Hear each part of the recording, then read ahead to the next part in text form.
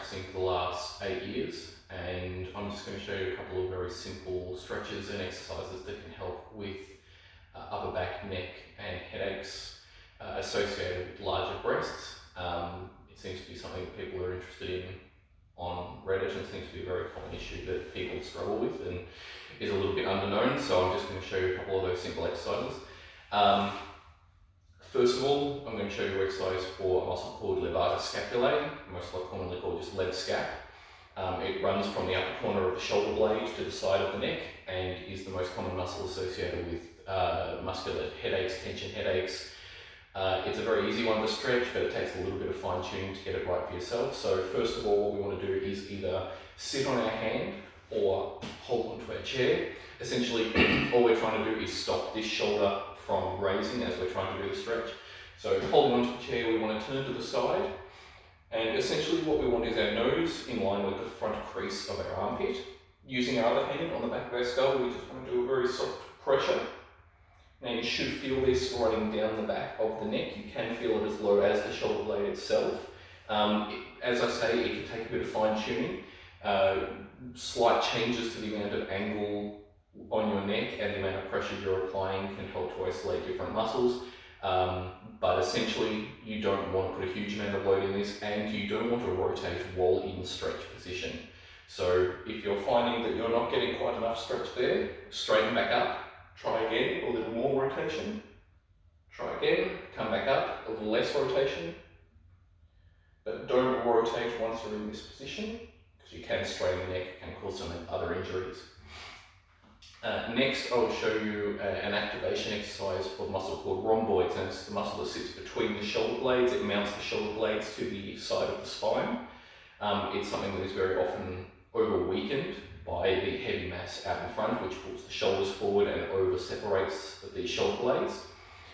Essentially, you need a relatively light weight, something along the lines of just a milk bottle with some water in it. You don't want excessive weight. I generally recommend people going for around 2 kilos, even a bit under that. 1 to 2 kilos is fine. Find something that you can lean on. We need a table, a chair, something at about the right level, because we want the mass. I'll just lock this in place. We want the weight to hang straight out in front of you towards the ground. Once you're in this position, essentially what we want to do is retract that shoulder blade. Now, some people find this particular motion quite easy to isolate, and some people have a lot of trouble with it. We're not trying to row. We don't want to be bending the elbow. We don't want to be retracting, lifting the shoulder blade. It's essentially just that retraction. It's not something that we want to be particularly difficult. It's not something that we want to be high fatiguing or anything like that. It is more about neural activation. We just want to make sure that those muscles are engaged.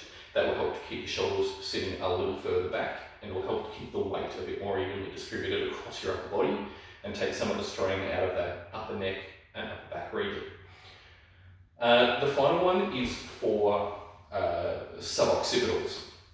This is the headache triggering region that is most often misdiagnosed as migraines, because it can cause migraine style symptoms, things like blurred vision, nausea, dizziness.